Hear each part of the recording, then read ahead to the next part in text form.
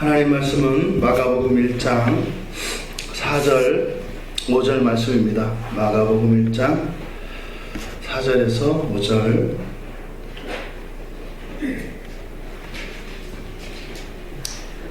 우리 같이 한 목소리로 함께 읽겠습니다. 4절과 5절입니다. 세례 요한이 광야에 이르러 죄 사함을 받게 하는 회개의 세례를 전파하니 온 유대 지방과 예루살렘 사람이 다 나아가 자기 죄를 자복하고 요단강에서 그에게 세례를 받더라. 아멘. 잠시 기도하겠습니다.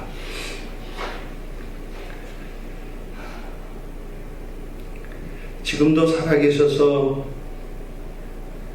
우리의 마음과 우리의 인생과 이 세상을 다스리시는 주님, 이 시간 하나님 살아계심과 하나님께서 저희를 향하신 그 기대가 무엇이며 또한 저희들을 이 땅 가운데 두신 그 하나님의 기뻐하시는 뜻이 무엇인지 깨달을 수 있는 이 시간 되게 하옵소서. 그래서 우리가 성령 안에서 영원히 주님과 함께 참다운 연합 안에 살아갈 그 영생을 바라보며 그 영생의 영광을 소망하며 다시 한번 저희들이 세워질 수 있는 이 시간이 되게 하여 주시옵소서. 예수님의 이름으로 기도드리옵나이다. 아멘. 회개의 세례라는 제목으로 설교하려고 합니다. 지난 말씀드렸던 것처럼 이 마가복음은 이방인, 특별히 로마에 있는 이방인들을 향한 복음의 메시지입니다. 지금 오늘 본문은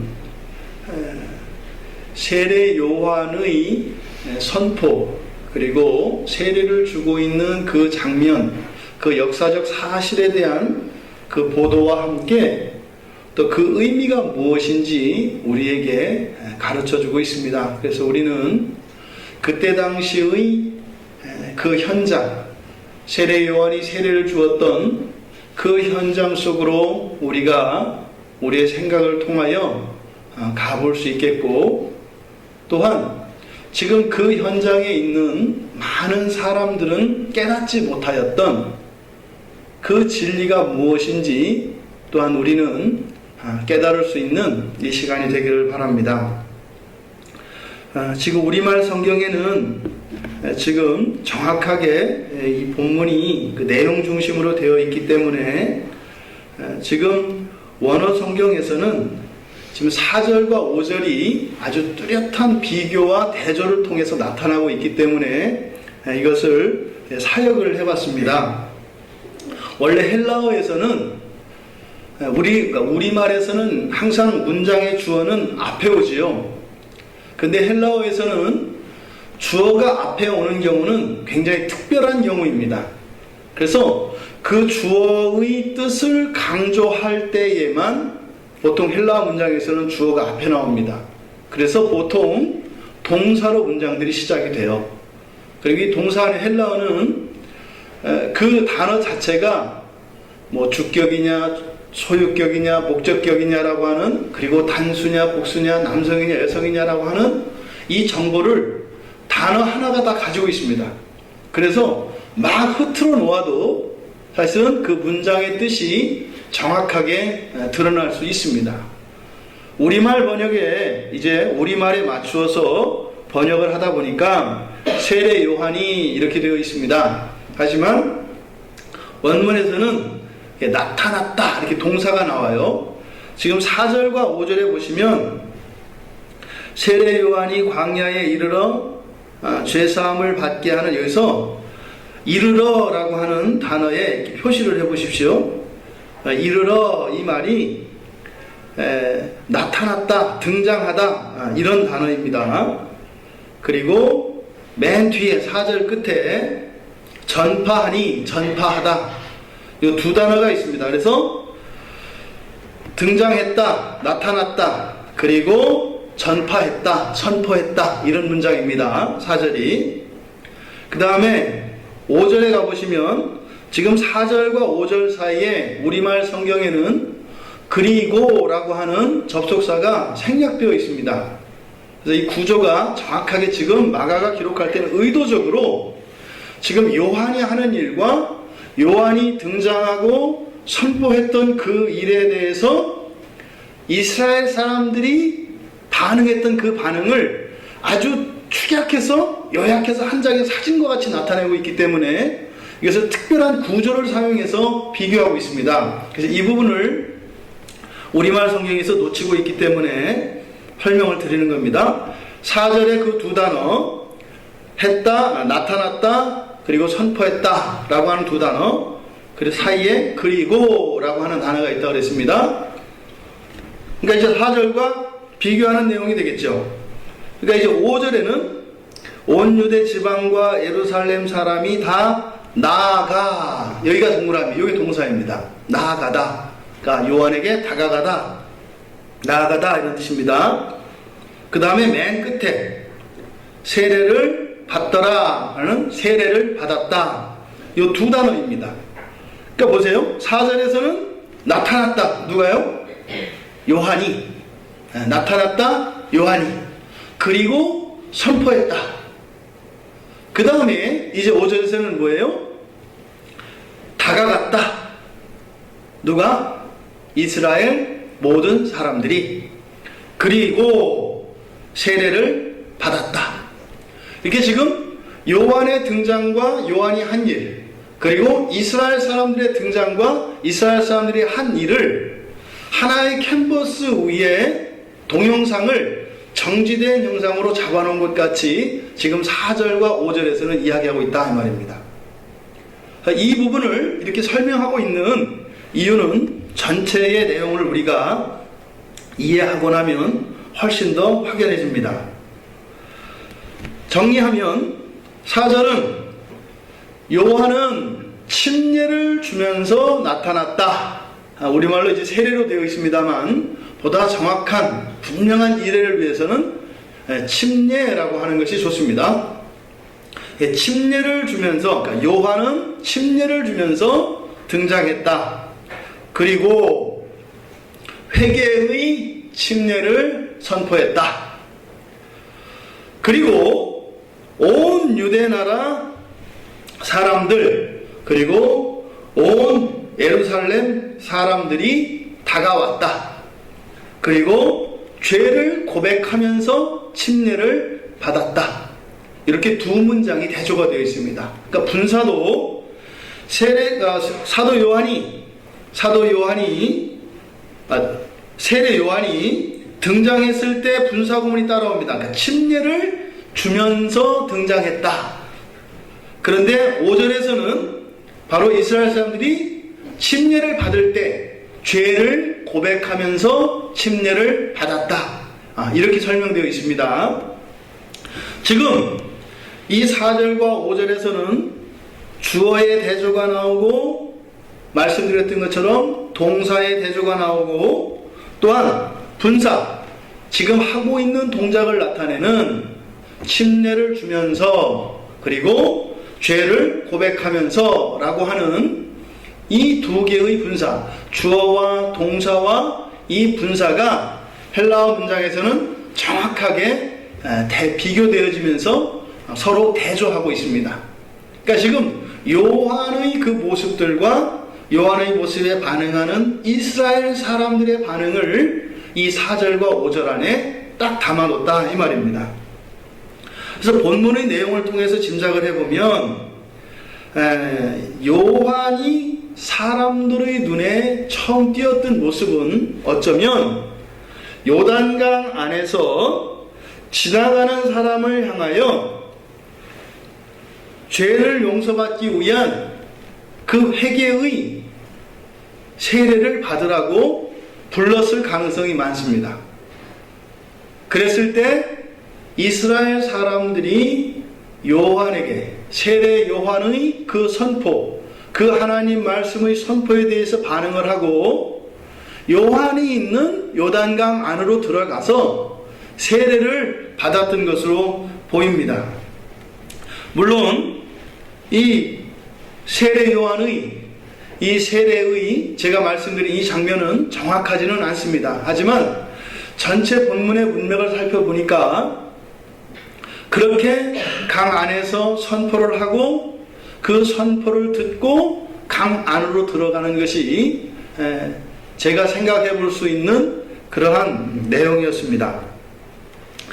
지금 지나가는 사람들에게 세례 요한은 죄를 용서받기 위해서는 자기 자신에게, 세례 요한에게 와서 죄를 고백하고 침례를 받아야 한다라고 선포를 했고, 그에 대해서 지금 성경은 모든 사람들이 다 그렇게 했다라고 이야기를 합니다. 이 세례 요한의 등장의 의미는 이스라엘 사람들에게 있어서 드디어 그 하나님의 오랜 침묵의 기간이 끝난 것을 의미합니다. 이제는 묵시가 끊겼고 하나님의 계시가 없어서, 그러함에도 불구하고 이들은 지금 로마의 압제하에서 식민지 지배에서 정말 힘없는 백성으로, 힘없는 그런 피지배 민족으로 살아가고 있는 이들, 하나님의 계시는 더 이상 있지 않은 그 암흑의 시대, 그때 이 세례 요한의 등장은 이스라엘 사람들에게는 굉장히 감격스러운 것이고, 이들의 기대는 우리가 상상하는 그 이상이었을 가능성이 많습니다. 그러니까 하나님의 계시가 임했다라고 하는 것은 이들이 마음속으로 그토록 그리고 있었던 메시아의 도래의 임박을 말하는 것이고, 메시아의 도래라고 하는 것은 이들의 구원을 말하는데, 당장 이들에게 있어서 가장 현실적이고 지금 피부에 와닿는 것은 로마로부터의 자유, 해방입니다. 이런 피지배 상태에서 주권을 회복하는 것, 이것이 이들의 최고의 관심사였을 것입니다. 물론 이 마가복음 전체를 보면 실제적으로 주님 앞에 나오는 사람들을 보면 개인적인 필요, 다시 말해서 병들고 가난하고 특별한 어려움 속에서 사람들로부터 소외되었던 이런 사람들이 나오게 되는 이야기를 우리는 이미 알고 있습니다. 그런데 이때 당시에는 아마 이 세례 요한이 등장했을 때는 바로 구약에서 그렇게 예언되었던, 이제는 메시아와 함께 온 열방을 보좌 우편에서 온 열방을 다스리게 될 정복자의 모습으로서의 회복에 대한 기대가 있었을 것이다 이 말입니다. 그랬는데 이 세례 요한의 말씀은 바로 죄에 대한 이야기였습니다. 이 민족과 나라, 이 선민의식을 가지고 있는, 그래서 언젠가 메시아가 오시면 지금 이러한 모든 억압과 핍박과 구속 속에서 해방되어서 자유를 누릴 뿐만 아니라 이제는 그 메시아와 함께 온 열방을 다스리는 그런 권세를 가지게 될 것이다라고 하는 이런 기대감을 가지고 그동안의 그 척박하고 어려운 삶을 견디고 인내하며 살아왔는데, 막상 하나님의 사람이 와서 한 이야기는 죄에 대한 이야기였다 이 말입니다. 뭐예요? 너 죄 졌지? 죄에 대해서 고백해라. 죄에 대해서 용서를 받아라 라고 하는 이야기였다 이 말입니다. 지금 하나님 편에서는 이스라엘 백성들의 마음을 모를 리가 없습니다.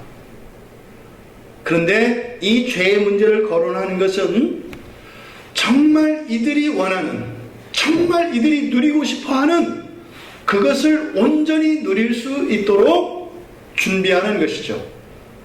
그래서 바로 이 세례 요한은 누구예요? 광야에 외치는 자의 소리입니다. 주의 길을 예비하는 자입니다. 지금 이들이 생각하는 것과 지금 세례 요한의 등장 사이에는 차이가 있다 이 말입니다. 근데 실제로 역사적으로 이스라엘 사람들은 예수님보다 세례 요한을 더 의지했습니다. 세례 요한을 더 존경했고 더 믿었고 더 따랐습니다. 실제 역사 속에서.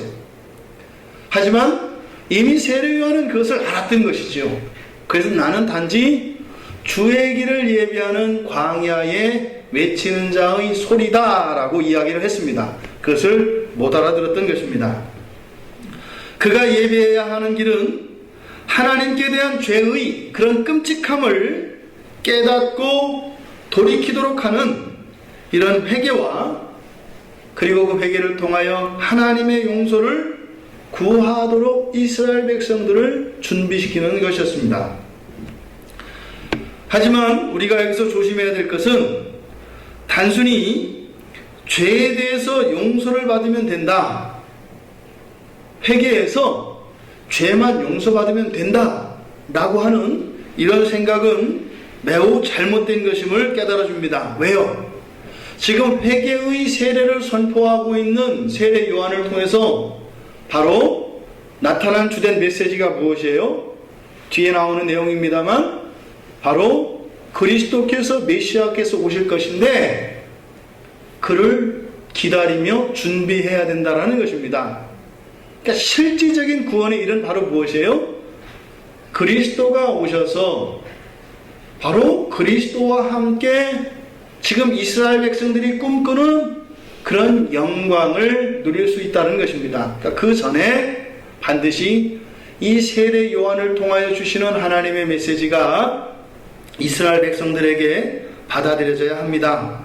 그러니까 지금 여기에서 이야기하는 회개의 메시지는 단순히 이건 법정적 문제일 뿐만 아니라, 그래서 무죄가 선언되고 이런 문제뿐만이 아니라 장차 그리스도께서 오신다는 것은 하나님 나라가 이 땅 가운데 임한다는 것인데, 하나님 나라가 임한다는 것은 하나님 나라의 백성이 된다는 것입니다. 그러니까 하나님 나라가 임하기 전에 하나님 나라의 백성으로서의 그 준비, 그것이 회개라고 이야기를 하고 있는 것입니다. 하나님 노래, 하나님 나라 백성이 되는 것, 이것을 우리가 구원이라고 합니다.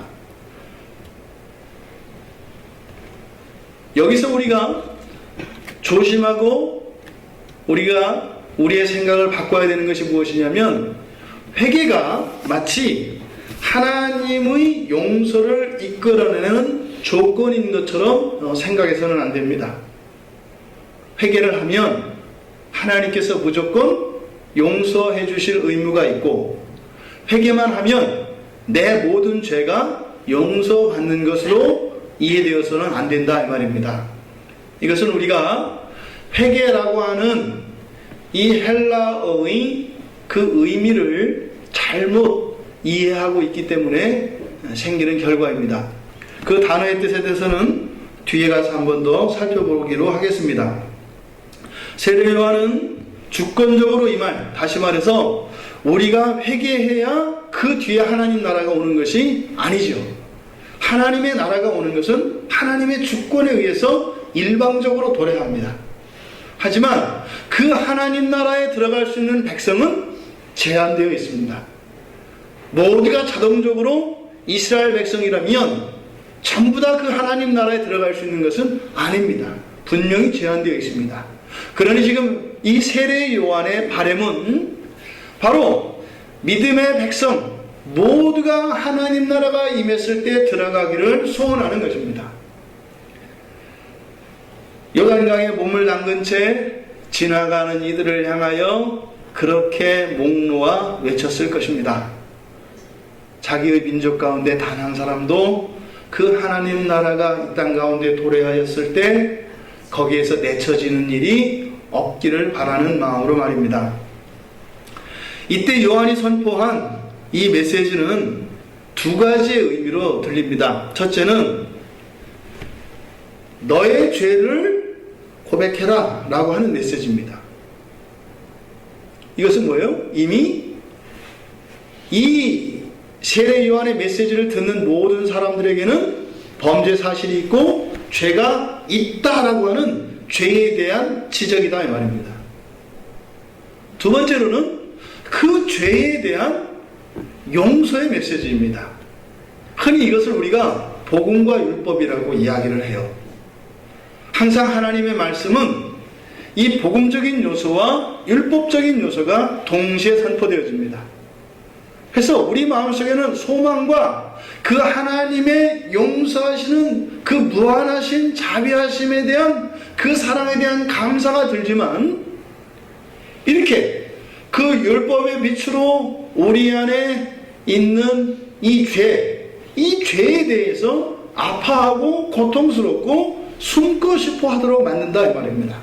항상 이 두 가지가 하나님의 복음에는 같이 선포되어집니다. 이 세례 요한의 선포에도 이 두 가지 요소가, 즉 복음적 요소와 율법적 요소가 동시에 선포되어집니다. 그러니까 지금 세례 요한이 이야기하는 것은 단순히 죄를 고백하는, 마치 재판정에서 검사가 지금 그 피의자의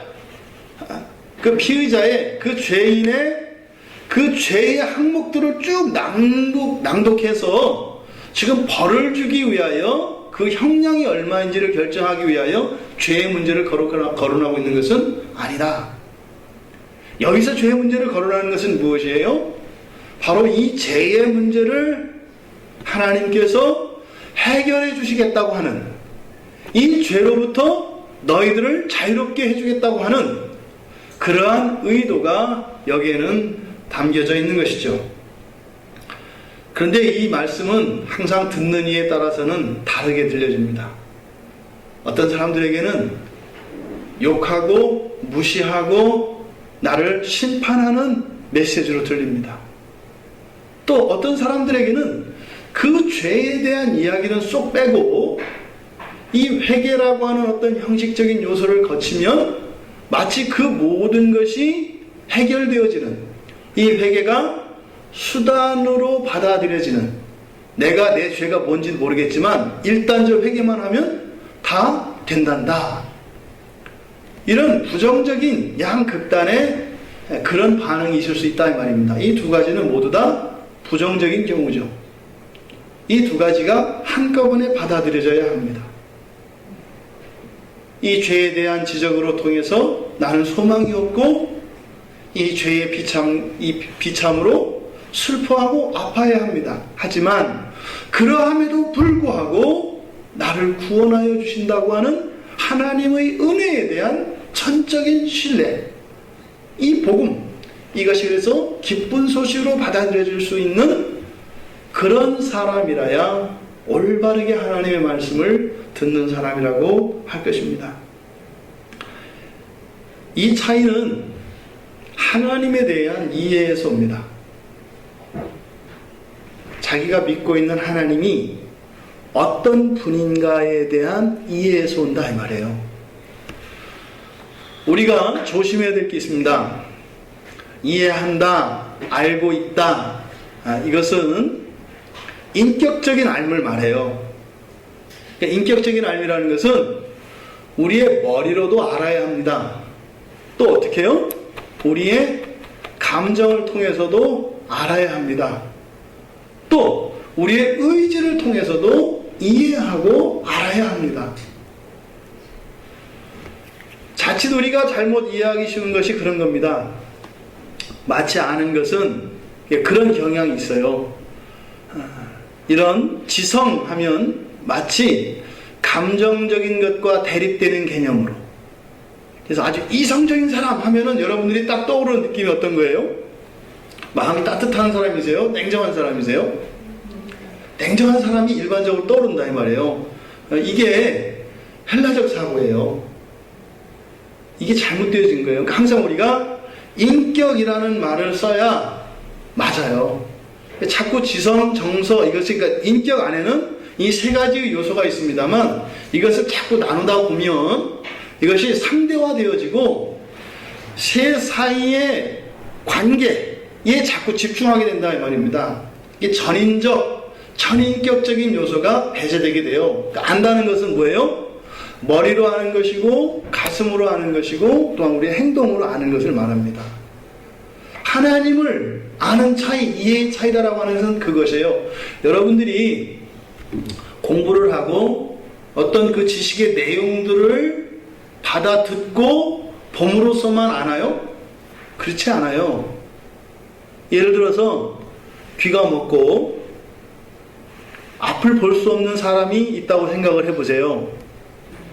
그 사람이 듣지 못하고 보지 못하지요. 근데 이 손의 감각은 있지 않습니까? 이런 감각들은 주로 무엇과 관계돼요? 기본적인 우리들의 감정과 더 연관되어 있습니다. 좋고 싫고 편안하고 부담스럽고 하는. 그래서 감정을 통해서도 우리는 알아요. 그러니까 어떤 사람이 똑같이 말을 하지만 그 사람의 표정을 보고 똑같은 말이지만 다르게 받아들이죠. 맹맹한 모습으로 사랑한다? 이거 협박하는 게 될 수도 있어요. 근데 정말 마음에서 우러나는 모습으로 사랑한다 할 때는 그 사랑한다는 말의 참다운 의미가 받아들여지죠. 그래서 이해하고 아는 것에도 이러한 감정이 영향을 미칩니다. 그래서 마치 이성적인 것이 감정을 배제하는 것이냐 이런 경향이 많아요. 특히 서구 사람들에게는 그런 정서가 많아요. 이성적으로 판단해라 그럼 뭐라죠? 주로 뭐예요? 감정에 치우치지 마라 이거죠. 그때 이성은 감정이 없는 이성을 말하는 건데 그건 성경에서 말하는 것이 아니에요. 떨어질 수가 없어요. 옳고 그름으로만 우리가 아는 것이 아닙니다. 예를 들어서 아기에게 어떤 약을 먹인다고 해요. 근데 약이라는 것은 기능을 가지고 있죠. 특별한 목적을 가지고 있잖아요. 그런데 이 아기가 지금 그 약을 받아들이는 상태, 인격적인 교감 가운데 살지요. 근데 이 아이가 지금 받아들일 수 없는 상태예요. 먹을 수가 없어요. 근데 먹여야 되잖아요. 그럴 때는 어떻게 해요? 최소한만 먹인단 말이에요. 정량을 다 채우려고 먹이는 게 다가 아니죠. 감기를 낳는 것도 낳는 거지만 이 아이의 상태가 고려돼야 된다 이 말이에요. 이런 것은 뭐예요? 관계 사이에서는 이런 감정적인 문제가 작용이 돼요. 그러니까 이 감정이 배제되어진 이성은 굉장히 위험합니다. 그 결과가 뭐예요? 기독교 역사에 있었던 끔찍한 사륙전들이에요. 그거는 성경이 말하는 그런 알미 아닙니다. 그러니까 지금 여기서 이러한 차이, 이런 차이를 나타내는 것이 하나님에 대한 이해의 차이다라고 말씀드렸을 때 이 이해는 전 인격적인 요소 전체를 다 포함하는 말이다. 단지 지식만을 이야기하는 게 아니다 이 말입니다.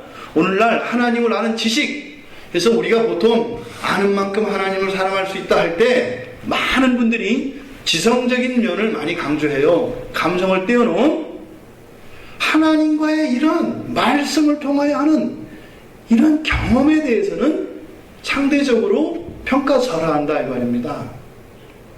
그것이 같이 고려되어져야 한다.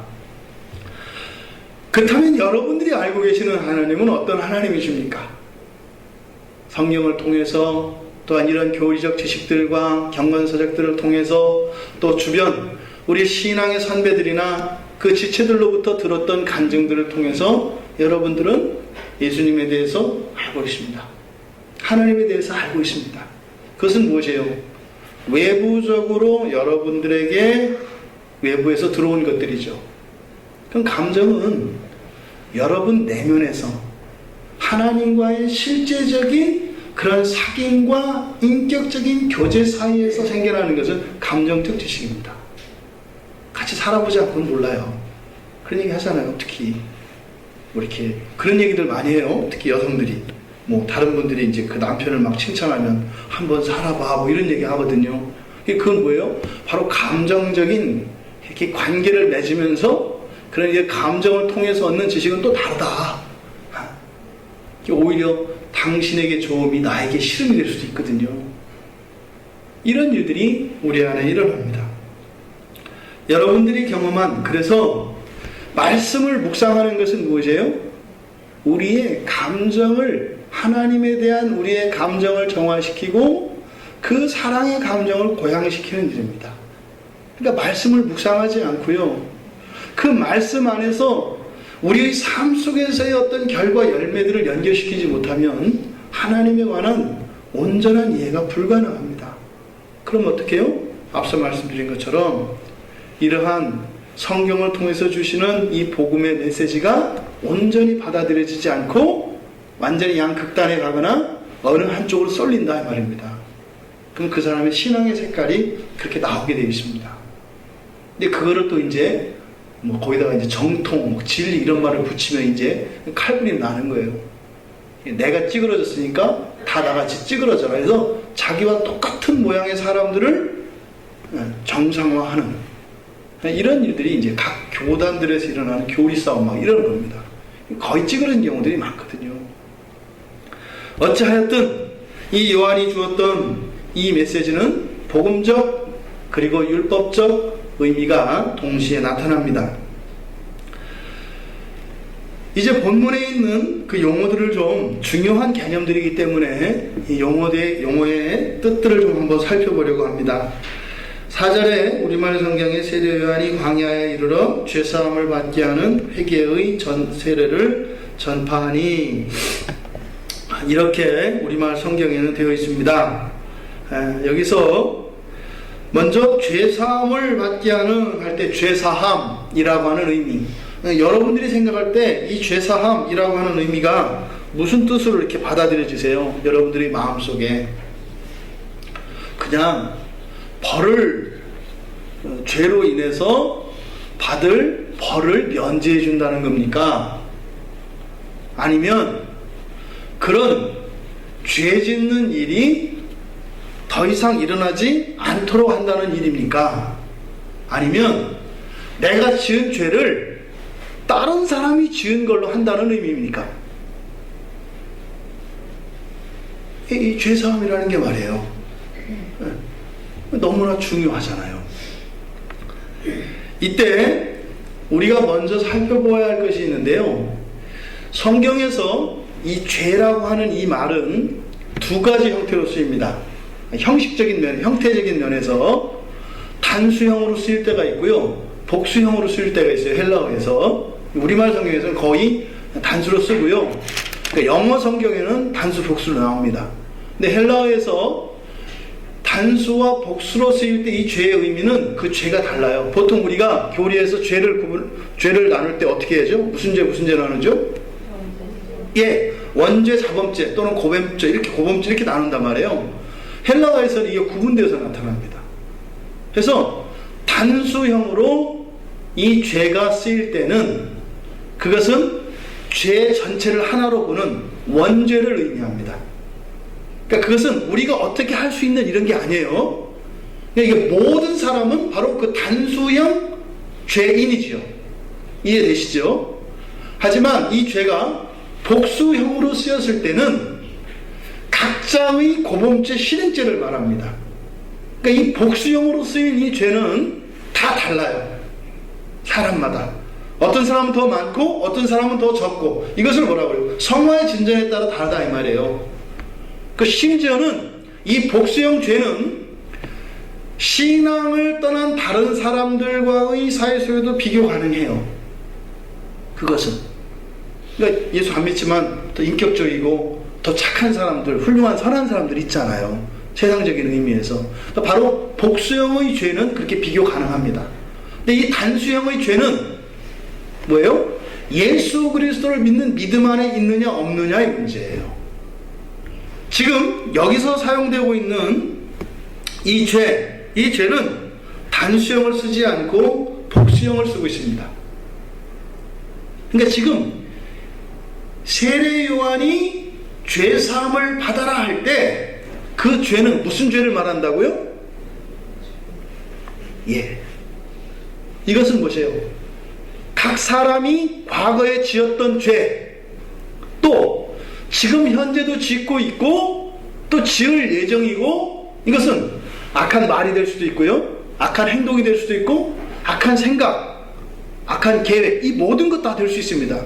그리고 여기에 포함되는 것은 단지 율법적인 죄만을 이야기하는 게 아니에요. 그 사람이 속해 있는 그 사회의 질서를 유지하는 공공법, 국가 법에 적용되는 것도 죄의 의미로 사용되집니다. 또 도덕을 벗어나는 것도 죄입니다. 또 전통과 관습을 벗어나는 것도 죄입니다. 이 모든 것들을 말하는 것이에요. 그러니까 지금 세례 요한이 회개해라 할 때 이 회개는 우리가 오늘날 그리스도인들이 이야기하는 그 회개와 같아요? 틀려요? 하라 이 말이에요. 그러니까 이걸 우리말로 하면 뭐예요? 먼저 인간이 되어라 라고 얘기를 하는 거예요. 이 세례 요한 앞에 가서 세례를 받았다고 해서 예수 그리스도로 말미암는 그 의가 덧입혀지는 게 아니다 이 말이에요. 구원받는 게 아니다 이 말이에요. 뭐가 되라는 거예요? 인간이 되라는 거예요.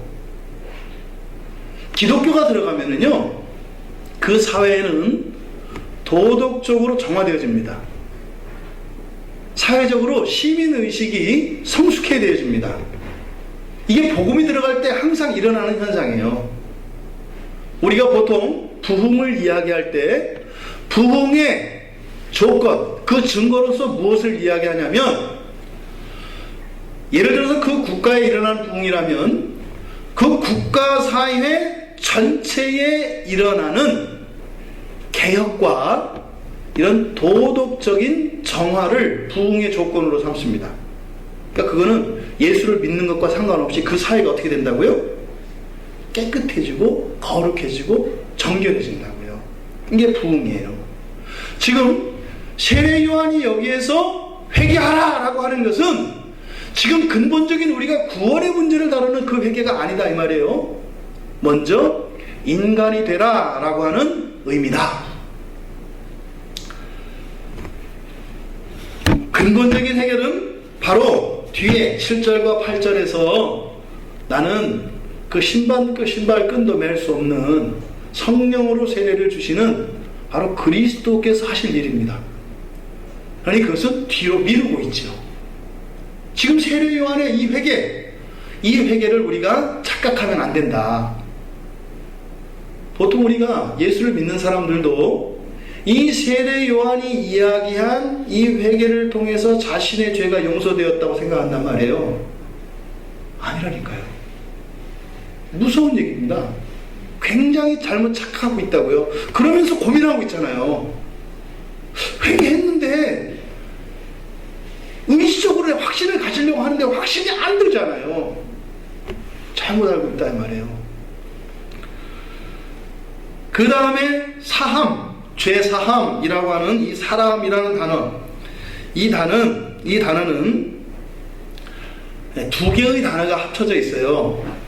두 개의 단어가 합쳐져서 만들어진 단어인데, 아포하고 이에미라고 하는 단어입니다. 근데 그냥 뭐 아포, 이에미는 모르셔도 되고요. 근데 두 개의 단어가 합쳐졌는데 하나의 단어, 그러니까 이 두 개가 이 단어의 원래의 뜻은 뭐 가게 한다, 또 뭐 이혼한다, 뭐 취소한다, 뭐 이런 뜻으로 쓰이는 단어예요. 그러니까 떠나보낸다 이런 의미예요. 근데 그 두 개의 단어가 이 전치사와 이 동사가 합쳐졌는데, 여기에 사용되는 전치사 아포라고 하는 것은 영어에서 말하면 프롬이거든요. 어디에서부터 이런 뜻입니다. 그런데 이것은 프롬도 어디로부터 할 때 이 헬라어에서는 그 용례에 따라서 의미가 완전히 달라집니다. 지금 여기에서 죄 사함할 때 사함이라고 하는 말에 사용된 이 전치사는 어떤 의미냐면 싫어하는 것으로부터 이런 뜻이에요. 싫어하는 것으로부터. 그러니까 어디로부터 할 때 그 기원이 되는 그것이 뭐예요? 내가 싫어하는 것을 의미한다 이 말이에요. 그러니까 사함이라고 하는 말의 의미가 뭔지 아시겠죠? 그러니까 내가 싫어하는 것으로부터 벗어나는 것을 말한다 이 말이에요. 이게 사함이라는 단어입니다. 그래서 이것은 내가 싫어하고 멀리하고 싶어하고 수치스러운 것으로부터 거기서 떠나보내는 것, 이것이 사함이에요. 그러니까 죄 사함이니까 사함할 때 이 사함의 전제가 뭐예요? 죄에 대한 무엇이 있다? 이 감정이 먼저 섞여 있는 거다 이 말이에요. 죄를 싫어하는 거예요. 그러니까 죄 사함은 법원에서 이렇게 법정적으로 예수 그리스도를 믿음으로써 우리에게 주어지는 이 칭의는 법정적 칭의라고 하죠. 선언이라고 하잖아요. 죄 없음을 선포하잖아요. 근데 여기서 말하는 이 죄 사함은 뭐예요? 내가 그 죄에 대해서 싫은 감정을 전제하고 있다 이 말이에요. 그리고 그거에서 어디에요? 떠나보내는 것. 그 죄를 떠나보내는 것. 싫어하는 그 죄를 떠나보내는 것. 나와 그 죄가 분리되어지는 것. 이것을 의미한다 이 말입니다. 이게 지금 여기에서 얘기하는 죄 사함이에요. 그러니까 죄 씻음. 여기서 씻음이라고 하는 것은 싫어하고 수치스러운 죄를 떠나보내는 것을 말한다 이 말이에요. 이것이 정확한 헬라어에서의 여기서 말하는 죄 씻음이라고 하는 의미입니다. 두 번째로 회개입니다. 회개의 세례를 전파하니 할 때 그 회개라고 하는 이 회개는 우리가 굉장히 오해하고 있는 단어입니다. 보통 이 회개는 우리가 동사적 개념으로, 그러니까 사랑은 명사이기보다는 무엇이라고요? 동사라 그랬잖아요. 사랑을 이렇게 가지고 있는 것이고 키우는 게 아니라 뭐예요? 하는 거라고요. 하는 것. 근데 이것과 반대로 우리가 알고 있는 게 회개예요. 회개. 회개하면 여러분들 생각에 명사적 개념이세요? 동사적 개념이세요? 예? 동사적. 회개한다 하잖아요. 죄를 이렇게 고백하고 이런 걸 회개한다라고 하잖아요. 헬라어에서 그렇지 않아요. 회개라는 것은 무엇이냐면요, 무엇인가를 새로 깨달아서 변화된 마음의 상태를 말해요. 그러니까 우리가 할 수 있어요, 없어요? 그래서 회개를 우리가 할 수 없다고 얘기하는 거예요. 마음을 바꿀 수가 없잖아요. 그러니까 회개라는 것은 새로워진 마음의 상태를 말하는 거예요. 회개라는 것이.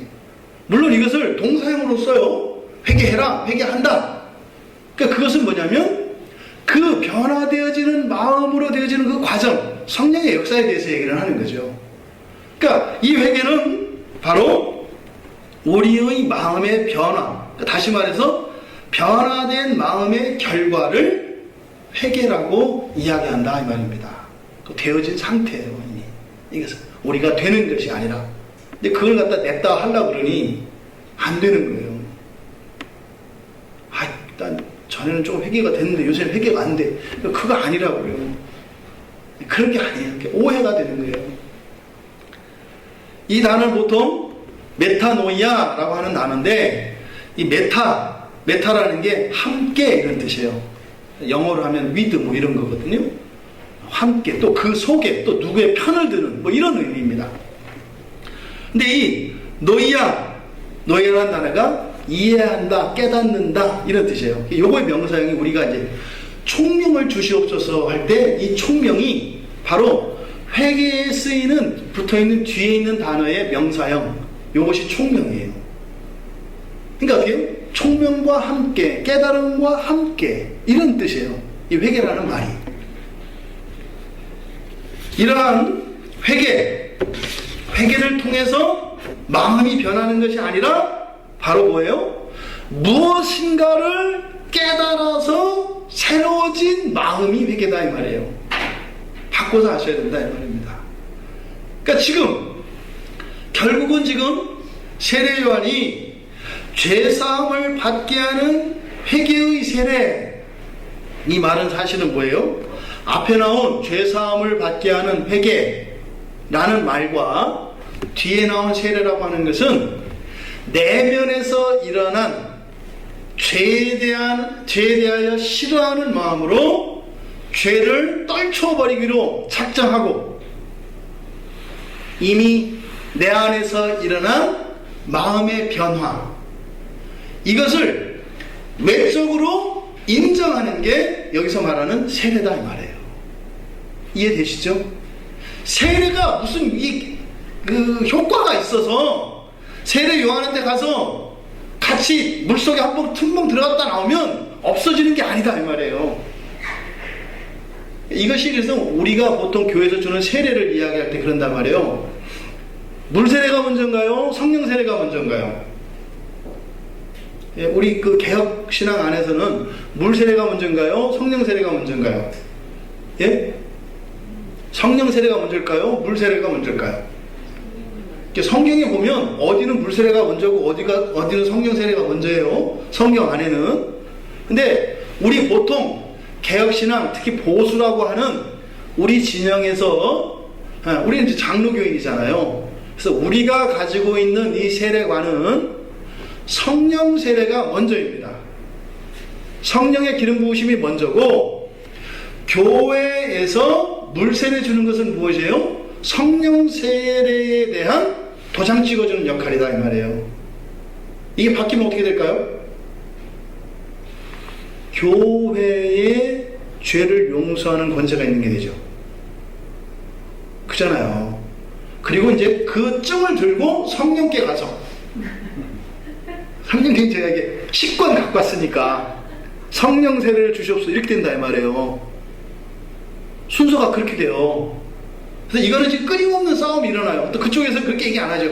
아니, 그런 의도는 아니고 이렇게 얘기를 하는데, 어쨌든 이렇게 되기 때문에 우리는 이 구원에 대하여 전적인 하나님의 은혜를 믿기 때문에 구원의 일이 일어난 것에 대해서 교회에서 물 세례를 주는 것으로 하는 것이 우리의 교리다. 이것은 알고 계세요.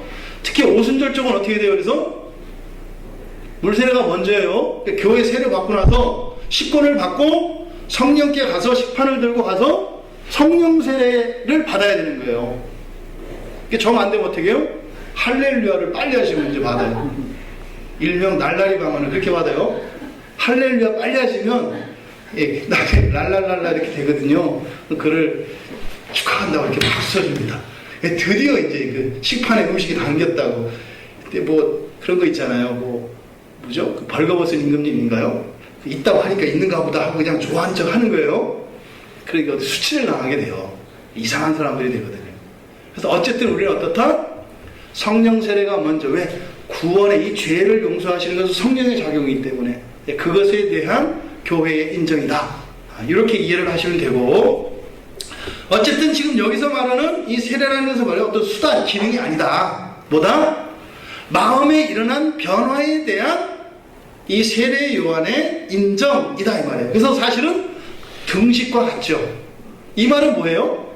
죄사함을 받게 하는, 다시 말해서 죄사함, 그 죄를 싫어하는 마음을 통해서 죄를 떠나버리는, 그래서 내 안에 일어나는 마음의 변화, 이것이 있어야 되고, 또 하나는 뭐예요? 이 침례라고 하는 이런 의지적인 나옴, 의지적인 결단, 삶의 변화, 이것이 동시에 필요하다 이 말입니다. 이게 지금 여기서 이야기하는 죄사함을 받게 하는 회개의 세례라는 뜻입니다. 아까 말씀드렸던 것처럼 죄 씻음은 싫어하는 것을 떠나보내는 거라 그랬잖아요. 근데 보세요. 지금 강물에 들어가잖아요. 강물에 들어가서 어떻게 하는 거예요? 강물에 떠내보내는 거예요. 의미가 그런 의미예요. 내가 싫어하는 죄를, 또 이 물이라고 하는 것을 물로 씻는 이 세례는, 이 침례는 이미 이렇게 세례하는 이들은 구약 유대인들 안에서 정결교례로 계속 있었습니다. 그 예수님께서 가나안 그 혼인잔치에서 포도주로 바꾼 물 있잖아요. 그 물이 바로 정결교례에 쓰는 물이거든요. 사람의 그 몸, 이 죄를 씻어내는 그런 유대의 그 규례에 쓰는 물입니다. 그게 말하자면 형식적으로는 우리가 하는 세례와 똑같은 거거든요. 근데 그런 형식이 중요한 것이 아니라 지금 여기서 이야기하는 것은 바로 우리의 마음속에 이 죄에 대하여 싫어하는 것, 그런 먼저 인정이 있어야 되겠죠. 그리고 죄와 결벌하려고 하는 의지적인 결단이 있어야 하겠죠. 그것을 이 침례의 형식을 통해서 흘러가는 강물에 그것을 떠나버린다라고 하는, 그래서 그런 확신을 가지게 되는 것이에요. 이 세례 요한의 세례를 통해서. 그 다음에 이 침례라고 하는 것은 담그는 것, 담그다, 잠그다, 이렇게 푹 빠뜨리는 걸 말합니다. 물속에 푹. 왜냐하면 다 씻겨져야 되잖아요. 그렇죠? 머리카락에 있는 죄는 나오면 안 되잖아요. 그래서 온전히 물에 담그는 것을 의미합니다. 그래서 요 안에 있는 모든 싫어하는 것들이 싹 빠지는 거예요. 스리랑카 사람들은 그 한국에 올 때 교육받는 게 있어요. 그거 재밌어요. 스리랑카 사람들이 그 한국으로 그 일을 하러 오잖아요. 그래서 교육을 시킨답니다. 한국에 가서는 뭐 이런 일을 해라, 이런 일을 하지 마라. 근데 그 가운데 재밌는 게 있어요. 두 가지 건강을 위해서 그 나라 정부에서 하지 말라라고 하는 게 있대요. 한국 사람들 하는 거 따라서 하지 말라라고 하는 거. 그게 뭐냐면 뜨거운 거 먹고 물 마시는 거. 우리나라 음식에는 국물이 많잖아요. 근데 그 나라는 국물이 없거든요. 그래서 뜨거운 국물을 먹지 마라. 그래서 그 한국 가면 이렇게 뜨거운 거 먹으면서 시원하다고 하는데 절대 시원하지 않으니까 그거 먹지 마라. 그리고 그걸 먹고 나서 뜨겁다 그래서 찬물을 마시지 마라. 그러면 그 사람들은 그 이가 굉장히 상한다고 생각한대요. 뜨거운 걸 먹고, 그래서 뭐 설명을 하는데, 뭐 이제 뜨거운 걸 먹으면 이가 이렇게 뜨거워졌다가 갑자기 물을 먹으니까 갑자기 차가워져서 되게 설득력이 있어요. 근데 스리랑카 사람들은 이 별로 안 좋아요. 이렇게 썩 맞는 것 같진 않아요. 근데 어쨌든 그거하고 말씀드리려고 하는 건 뭐냐면, 한국 가면 이상한 그 관습이 하나 있다. 생활 방식이 있다. 그게 뭐냐면, 아침에 또 저녁에 머리만 감는다. 그 사람들 이해 못해요. 머리만 감는 걸 이해 못한다고요. 이해되세요? 머리를 감다는 건 곧 샤워한다는 걸 뜻해요. 그 사람들은. 그러니까 그 사람들 생각에는 그 느낌이 뭐냐면 우리나라 사람들 머리만 감잖아요. 그러면 우리가 느끼기에는 마치 목욕탕에 가는데 옷 입고 들어가는 이런 느낌인 것 같아요. 목욕탕에 갈 때 옷 반바지 입고 반팔 입고 가서 거기서 씻고 나오는, 그러니까 목욕하러 갔는데 반바지 반팔 티셔츠를 입고 목욕탕 안에 갔다 나오는 이런 느낌인 거예요. 머리를 감다는 건 그 전체를 씻는 건데, 그럼 샤워도 안 할 건데 머리를 왜 감아? 이제 이런 식이거든요.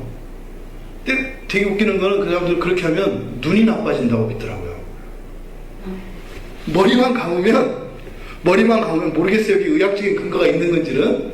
그래서 스리랑카 사람들이 항상 우리나라에 오면은 머리만 감는 일 없어요. 그 사람들은 샤워해요.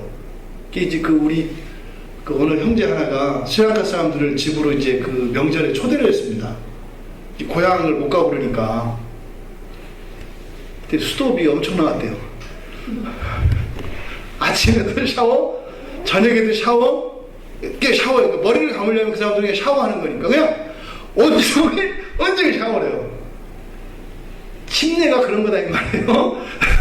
침대가 어떻다? 어디는 담그고 어디는 안 담그는 게 아니라 왜? 싫어하는 것을 완전히 떠나보내는 거기 때문에 완전히 입수하는 상태. 그랬을 때 이 사람들에게는 그 죄 씻음의 의미가 실제적으로 받아들여진다 이 말입니다. 그러니까 여기서 지금 말하는 그 뉘앙스가 이렇다 이 말이에요. 그래서 이 본문의 말씀을 정확하게 드러내기 위해서는 우리가 이렇게 물 뿌리는 것 이렇게 해서는 물 뿌린다고 해서 우리에게 있는 죄 씻음이 다 없어지느냐, 여기만 이렇게 김나서 없어지는 것 같지 않겠냐 이 말이에요. 이해되시죠? 그러니까 죄 씻음이라고 하는 의미가 싫어하는 것으로부터 분리, 떠나보내는 것을 의미하기 때문에 우리의 전체에서 떨어뜨리는 이런 의미가 있다 이 말입니다. 이것이 이제 오늘날 우리 기독교에서는 세례의 의미로 바뀌었죠. 그런데 지금 세례를 주고 있는 여기에 나오는 광야가 있어요. 광야에서 이렇게 침례를 주면서 세례 요한이 나타났다 이렇게 이야기를 했는데, 여기서 말하는 이 광야라는 것은 한적한 곳입니다. 그러니까 사람 인적이 없는 곳이에요. 그리고 이게 가치가 없어서 버려진 곳을 의미해요. 이게 사람들이 발길이 닿지 않는 곳, 그리고 쓸모없는 곳, 심지어는 사람한테 이 단어가 쓰여질 때는 그 토사구팽 당한 사람을 말해요. 용도 폐기된 사람. 다 쓰고 이제 쓸모없이 딱 버리는 사람 있잖아요. 그럴 때 이 광야라고 하는 단어가 사람에게 쓰일 때는 그런 의미가 돼요. 험악한 단어예요. 이 단어는. 그러니까 우리가 광야가 되면 큰일 나요. 정말 이게 사람한테 광야가 되는 게 괜찮은데 하나님한테 광야가 되면은 이게 큰일 나는 거예요. 이 광야라고 하는 의미가 여기서는 그런 의미입니다. 그래서 쓸모없고 황량하고 버려진 그곳에서 세례 요한이 침례를 주고 있어요. 화려한 도심의 한 중심이거나요, 그렇게 사람들이 가기 쉬운 그런 곳이 아니에요. 이게 뭐예요? 일부러 가기 전에는 거기에 가지지 않는 곳이다, 이런 의미입니다. 그러니까 죄를 씻는다는 게 우연히 지나치다가 되어지거나 이런 게 아니에요. 그러니까 교회 이름이 광야교회가 맞는 거예요. 광야가 맞는 거예요. 그렇게 아무나 쑥쑥 지나가다가 이렇게 한 번씩 그렇게 되는 게 아니에요. 이건 그냥 제가 지금 생각나서 한 얘기입니다. 근데 그 뒤에 이제 5절로 넘어가 보면 온 유대 사람과 예루살렘이 다 나와 자기 죄를 자복하고 요단강에서 그에게 세례를 받더라. 여기에는 앞에가 그리고가 생략되었다 그랬죠. 그러니까 세례 요한에 대한 이야기, 그리고 이스라엘 사람들에 대한 이야기가 이렇게 대조되고 있다 그랬습니다. 이거를 사역하면 그리고 온 유대 나라와 유대 지방과 온 예루살렘의 모든 사람이 그 사람 요한을 향하여 나왔다. 그리고 각자가 요단강 안에서 죄를 고백하면서 세례를 받았다. 이런 내용입니다. 5절의 내용이. 이때 다 나와 자기 죄를 자복하고 라는 단어가 있죠. 자복하고. 한글에서 이제 자백한다 이렇게 되어 있는데 개역 개정에서는 이걸 자복한다 이렇게 바꿨습니다. 이 자복한다 라고 하는 단어는 아까 이야기했던 아포라고 하는 어디로부터 나타내는 똑같이 어디로부터 라고 하는 단어가 에크라고 하는 단어가 있어요. 근데 요거는 조금 의미가 달라요. 어디로부터 이건데 이것은 어떤 기원, 어떤 이유, 원인 이런 것을 나타냅니다. 이런 거죠. 이거 어디서 온 거야 이거죠. 출처가 뭐야? 이런 거죠. 또 너 그런 행동했는데 도대체 어떤 마음에서 그런 걸 한 거야? 이런 기원이나 원인, 동기 이런 것을 나타내는 단어가 이 자복하다라고 하는 단어 앞에 사용되어진 전치사입니다. 근데 뒤에 있는 그 단어는 보통 우리가 알고 있는 로고스 있잖아요. 말씀이라고 하는, 또 하나님의 계명으로도 사용되어지는 그 로고스에서 온 만들어진 시인한다, 인정한다 라고 하는 이 말이 함께 사용되어진 겁니다. 그러니까 지금 여기서 자복한다 라고 하는 것은 뭐예요? 단지 이렇게 말하는데 초점이 있지 않아요. 말을 하는데 그 전제가 무엇이 있다고요? 자기가 인정해야 된다 이 말이에요. 마음속으로 인정을 해서 나오는 말, 요게 지금 여기서 말하는 자복한다 라는 뜻이에요. 그러니까 말로 그냥 나 그거 잘못했어요. 그리고 이제 생각해보니까 법을 어겼어. 법을 어겼네. 저 했어요. 스티커 싼 거 주세요. 이런 게 아니다 이 말이에요. 이것은 뭐예요? 마음으로부터 이것이 정말 잘못된 거다. 잘못된 거다 할 때는 뭐예요? 머리로만 아는 게 아니라 정서적인 거 포함된다 그랬죠? 아픈 마음, 싫은 마음, 혐오하는 마음, 수치스러운 마음, 이게 함께 있는 거예요. 거기에서부터 나오는 거예요. 여러분들이 있잖아요. 이제 자녀들이 부모님한테 잘못했다고 용서를 빌 때 두 가지가 있어요. 그 받을 벌에 대한 두려움 때문에 이거 빨리 싸게 끝내자. 이걸 여기서 합의를 보는 게 낫겠다 해서 잘못했어요 할 때가 있고, 정말 마음에서 이게 엄마 아빠한테 마음이 아팠겠구나 이렇게 갈 때가 있어요. 그때는 되게 눈물이 동반이 돼요. 물론 연기력이 뛰어난 사람들은 우리가 분별하기가 어려운데 그 차이가 그렇다 이 말입니다. 그러니까 여기서 자복한다는 것은 뭐예요? 마음으로 그 죄에 대하여 깨닫고 슬퍼하며 인정하여서 말하는 것, 이게 여기서 죄를 자복하고 이런 뜻이에요. 그러니까 이 사람이 지금 침례를 받는 사람이 세례 요한 앞에 정상적으로 가는 사람은 어떤 거예요? 자기 안에 있었던 그런 행동, 말, 습관, 이것은 인격적인 게 될 수도 있고 어떤 도덕적인 게 될 수도 있고 신분적인 게 될 수도 있고 직업적인 게 될 수도 있고 모든 것을 다 망라합니다. 여기서 말하는 죄는 다 자범죄를 의미한다고 했기 때문에 이것들이 잘못된 것을 깨닫는 거예요. 먼저. 그러니까 어떻게 해요? 마음의 변화가 일어난다 이 말이에요. 이게 회개라고 그랬죠. 그리고 와서 그것을 어떻게 해요? 말로 고백을 한다고요. 제가 이러이러한 죄를 졌습니다. 그냥 이렇게 하는 게 아니라 말로 고백을 한다고요. 제가 이랬고요. 이건 나빴고 이건 잘못이었고 저는 그게 그런 건지 몰랐습니다. 이 일이 있다 이 말입니다. 그렇게 하면서 침례를 받는 거예요. 이 이야기를 지금 4절과 5절에서 나온 겁니다. 그런데 성경은 놀라운 얘기를 기록해요. 아까 그랬죠? 사실을 보도하는 것과 의미 둘 다 알아야 된다고요. 이게 지금 의미에 대해서 제가 설명을 드렸는데 이때 지금 일어난 이 장면에서는 어떻게 했다는 거예요? 성경은 모두 나왔대요. 여기가 예외가 있으면 모두란 말 안 씁니다. 안 써요. 모두 나왔다는 거예요. 아마 세례요한 밥도 못 먹었을 겁니다. 사람 줄 서 있을 테니까요. 모두. 근데 그것을 강조하기 위해서 구체적으로 온 유대 지방 그리고 온 예루살렘의 모든 사람이라고 이야기를 해요. 이거 뭐예요? 이스라엘 사람이면 누구나 다 이런 뜻입니다. 이스라엘 사람이면 누구나 다. 여기서 우리가 생각해 볼 게 있습니다. 오늘날의 우리들과 지금 이 사람들의 차이예요. 왜? 지금 이 마가복음을 읽고 있는 수신자들은 이방인인 우리와 같은 로마인들이라고 그랬잖아요. 야, 딱 느낌이 뭐였겠어요? 이스라엘 사람들은 다르구나. 달라요. 어쨌든 회개의 세례를 선포했을 때 다 나와요. 최소한. 그럼 우리 한번 볼까요? 회개가 선언됐을 때 다 나와요? 교회에서도 반반이에요. 제가 엊그저께 어떤 목사님 만났는데 쫓겨나셨대요. 세 분이. 위임받았는데요. 성도님들이 말씀을 너무 세게 했대요. 그래가지고 노예에다가 소송 걸어가지고 어떤 목사님이 임시당회장이 되셨다고. 임시당회장이 돼서 안 갈 수는 없는데 그 얘기를 이렇게 소송 읽어보니까 기가 막히더래요.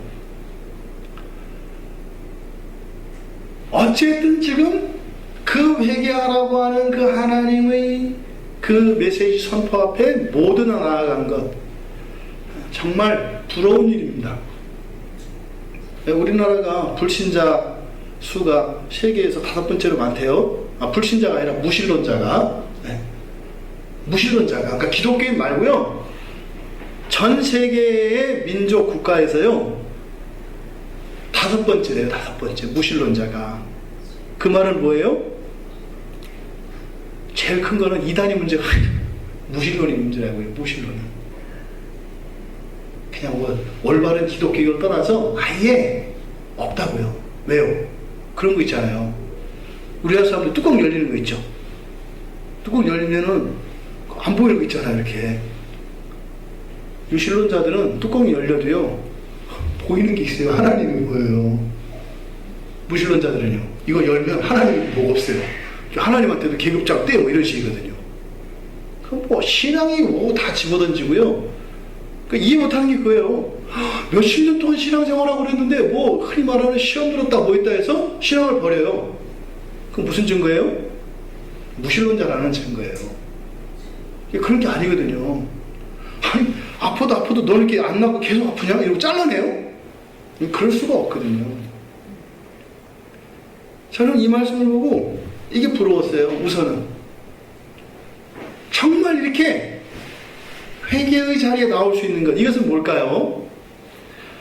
현재의 자리에서 문제를 인식하는 거예요. 죄를 인식하는 거예요. 최소한 죄를 인정하는 거예요. 여기서 벗어날 수 있는 사람은 아무도 있다고 생각하지 않는 거예요. 그건 우리도 예외가 아닙니다. 그런데 그게 다는 아니죠. 한 가지 더, 이 장면에서 우리가 교훈을 받아야 될 것은 모두 세례 요한의 부름에 회개의 자리로 나왔습니다. 근데 뒤에 얘기될 예수 그리스도를 통한 성령 세례를 다 받았는지는 매우 부정적입니다. 여기서는 지금 세례 요한이 이야기했을 때 모두 다 나왔다고 했어요. 여러분 아시잖아요, 여러분. 이 성경책 얘기를. 여기서 어떻게 돼요? 계속 점점 떨어져 나가죠. 모두 다 해서 무리들로 나뉘고요. 남자들, 여자들, 제자들 이렇게 나뉜다 이 말이에요. 그리고 마지막에는요. 마리아 몇 명하고 제자 하나만 남아요. 우리가 이 회개에 대한 정확한 의미를 우리가 바로 알고 우리들의 신앙생활을 점검해야 합니다. 또 한편으로 우리들의 신앙의 삶의 정황, 우리가 살고 있는 이 시대, 이 한국이라고 하는 이 시대적 정황, 환경적 정황이 어떠한 것인지 또한 우리가 잘 살피셔야 합니다. 지금 여기서 로마 사람들에게 마가는 이 4절과 5절을 통해서 주시는 첫 번째 교훈이 뭘까요? 당신은 세례 요한의 부름에 응하여 거기에 세례의 자리로 가겠습니까? 당신에게 구원이 필요하세요? 라고 묻는 거예요. 정말 당신에게는 죄가 있고, 그리고 당신의 생각, 당신의 마음, 당신의 삶, 당신의 그 모든 것에는 새로워질 필요가 있다라고 하는 것, 정결해질 필요가 있다는 것을 당신은 믿으시나요? 세례요한은 지금 이 4절과 5절 말씀을 통해서 우리에게 묻고 있는 것입니다. 여러분들은 어떠십니까? 하지만 거기에도 우리가 바로 뒤에 있게 되어질, 어쨌든 이 우리를 의에 이르게 하는 이런 회개는 아니지만, 지금 여기서 세례 요한이 바로 죄 씻음을 주는 이런 회개의 세례를 받으라고 할 때 정말 우리는 그렇게 먼저 인간이 되었고 그런 사람으로 준비되어져서 예수 그리스도를 받아들일 수 있는가? 라고 하는 것을 우리 스스로 질문해 볼 일입니다. 근데 아까 말씀드렸던 것처럼 회개는 동사가 아니라 그랬죠. 결과라 그랬죠. 우리의 마음에 변화가 일어날 수 있는 것, 그 마음의 변화의 결과로서 회개라면 그 일은 누가 하실 수 있어요? 성령님만 하실 수 있어요. 진리에 대한 깨달음이 있어야 합니다. 그리고 그 죄에 대한, 우리 안에 있는 그 죄의 흔적들에 대한 조명, 밝혀주셔야 알아요. 객관적인 기준을 아는 것만으로 되는 것이 아니라 그 기준의 조명을 가지고 나의 내면과 나의 삶과 전 인격과 모든 것을 비췄을 때 내가 가지고 있는 그것에 대하여 비춤이 있어야 한다 이 말이에요. 그래서 세례 요한은 바로 그 뒤에 이제 7절 8절에서 성령 세례에 대해서 이야기를 하는 것입니다. 오늘 말씀을 통해서 우리들 각자 먼저 이 세례 요한의 이 부름의 의미와 또 우리들의 지금까지의 삶의 이런 궤적들을 비교해 보시기를 바랍니다. 정말 우리가 주님의 그 구원하시는 행동으로 주님의 은혜의 자리로 나아갈 수 있는지, 그렇게 나아가기를 소원하는 사람들인지, 그런 마음을 가지고 있는지 한번 돌아보기를 바랍니다. 하지만 염려하지 마십시오. 여러분들은 이미 주님을 만나고 하나님이 어떤 분인지 아시지 않습니까? 철저하게 하나님께 의지하십시오. 모든 것을 하나님께 기탁하십시오. 그분의 소원은 지금 당장 우리에게 있는 우리를 변화시키는 것 여기에 있지 않아요. 우리가 새 사람 되는 것 여기에 있지 않아요. 하나님과의 완전한 연합에 있습니다. 바로 그날, 주님이 오시는 그날에 우리에게 주어질 그 하나님과의 막힘없는 그런 연합된 삶을 기대하시는 그 하나님의 마음을 우리가 함께 느낄 수 있기를 바랍니다. 우리 같이 기도하겠습니다. 오늘 말씀 하면서